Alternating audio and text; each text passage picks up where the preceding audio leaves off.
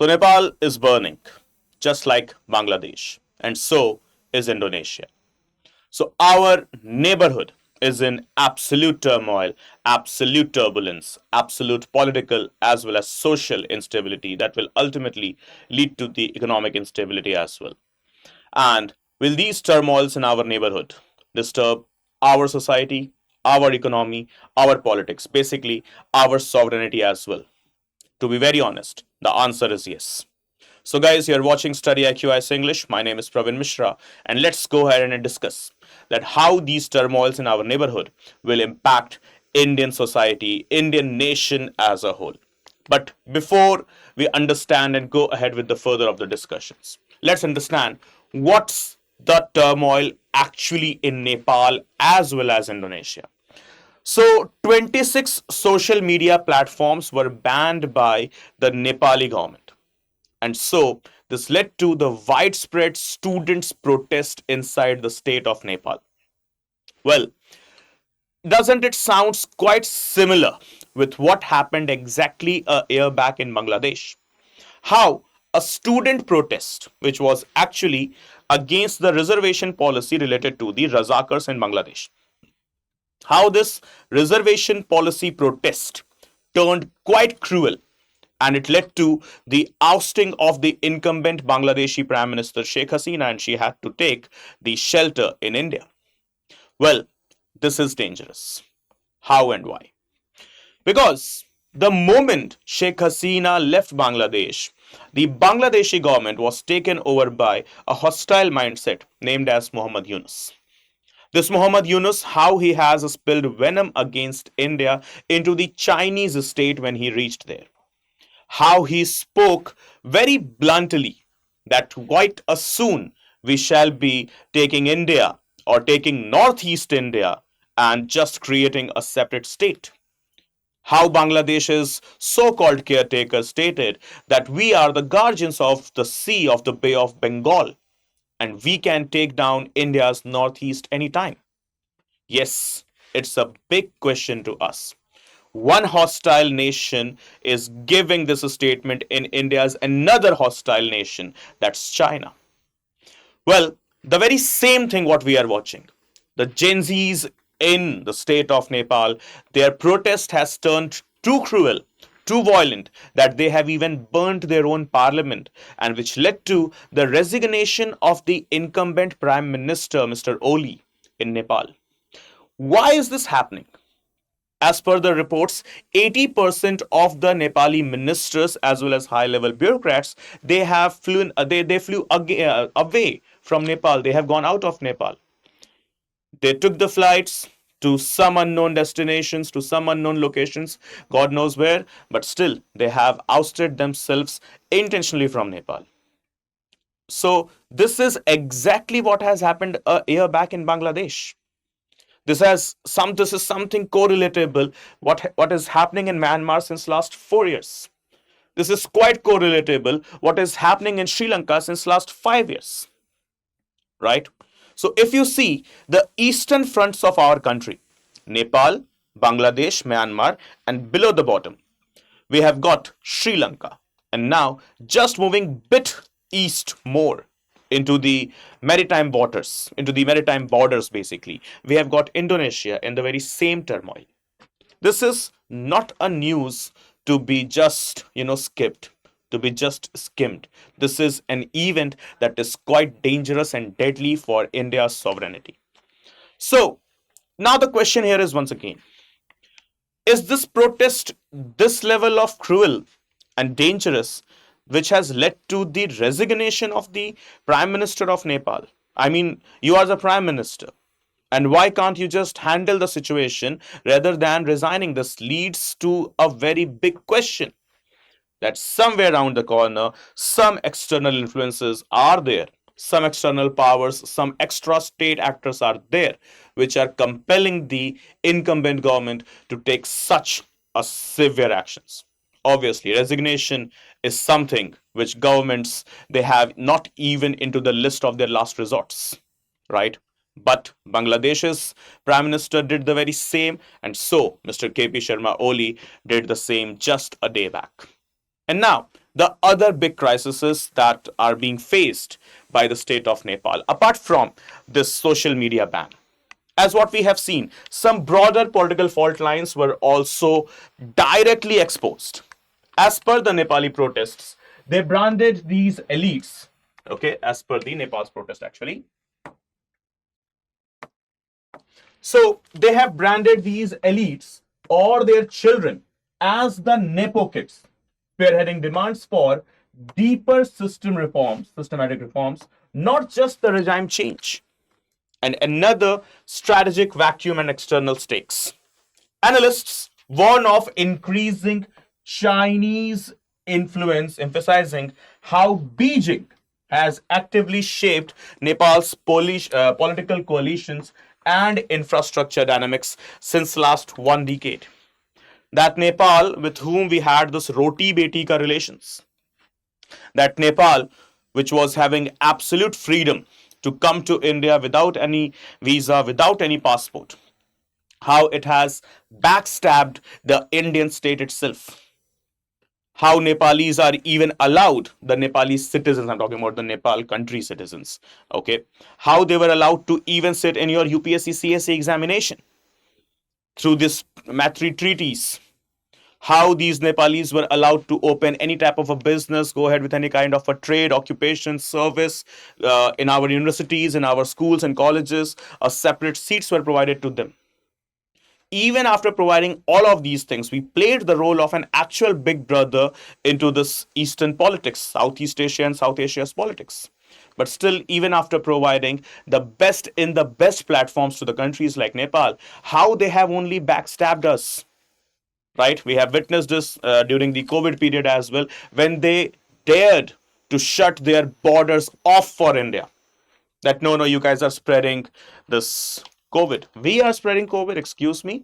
Did COVID originated from the Indian state, or was it Wuhan state of China? So this was Nepal who dared to speak against India, the venom against India. And now the very same Nepal, as per the strategic experts, will be now just having a rift into the laps of Chinese administration, right? This is what we are about to expect. This is what we are about to witness. And now the very same thing is happening in Indonesia. Exactly, it was with regard to not the ban on something, but yes, the fact is with regard to the economic inequity. So Indonesia witnessed the widespread public anger over the lawmakers receiving housing allowance nearly 10 times more than the basic pay, or what we call the minimum wage. Obviously, it will spark out some good level of protest that led at least 10 people dead. And in a major cabinet reshuffle, President Prabowo Subianto dismissed 5 key ministers, including the finance and some security chiefs, and revoked the parliamentarians' perks and foreign travel privileges. Well, this is happening at the time when Indonesia is siding itself with America quite a lot with their Super Garud Shield military exercises. So one side China, another side America. And so now you understand how this SCO meet was quite an important thing for India. Why it was badly needed for the Indian Prime Minister to meet and greet the not so friendly neighborhood China in a very warmer way. And why even China was welcoming the Indian Prime Minister in the Indian aesthetics, Indian cultural style. So the two nations, are they trying to side themselves together and fight against the bigger shark that's America? Or is it something else? Well, too many of the speculations, too many of what we can say the theories, conspiracy theories, but answer stands nil. Zero, nil, absolutely dusted. Right? So we are yet to figure out what's exactly the thing. But here are some issues with us. Nepal, which shares borders with 5 Indian states, from Uttarakhand to Uttar Pradesh to Bihar, Sikkim, and West Bengal. Around 1700 kilometers of the borders are shared with Nepal. And our chicken neck to the most populous state as well as the Himalayan state of Uttarakhand. And yes, the states like West Bengal, which is already too much trouble with a huge influx of illegal immigrants, basically Bangladeshi immigrants, right? So obviously here we have got some problem. And if Nepal is totally sides or totally sided with China, and in case India-China relations are obviously sore, and further it makes it more troublesome. So obviously these will be the states whose sovereignty, whose security would be compromised. Ultimately, these waves will reach New Delhi, right? So the areas are by themselves justifying that yes, obviously it's a matter of concern. From the areas of Susta and Kalapani, which is already Indian areas, Indian territories, but claimed illegally by Nepal, obviously. Now this thing will rise more in case India doesn't pacifies the relationship with China. So it's now high time for us to do so. And now the next thing with regard to Indonesia, right? So we have got the maritime border sharing. So, okay, nowhere it is directly connected to the mainland borders. But yes, the maritime borders with Indonesia we are sharing. So, it's a maritime neighbor with us. And now the concern. This is not so concerning, right? But a deadly horrendous picture is this: the string of pearls with us, what we have called it. These red dots, what you are watching here, that is in Bangladesh, Myanmar, Sri Lanka, Maldives, Seychelles, Tanzania, Kenya, Djibouti, Oman, Pakistan. These are the dots which actually resembles or represents Chinese ports.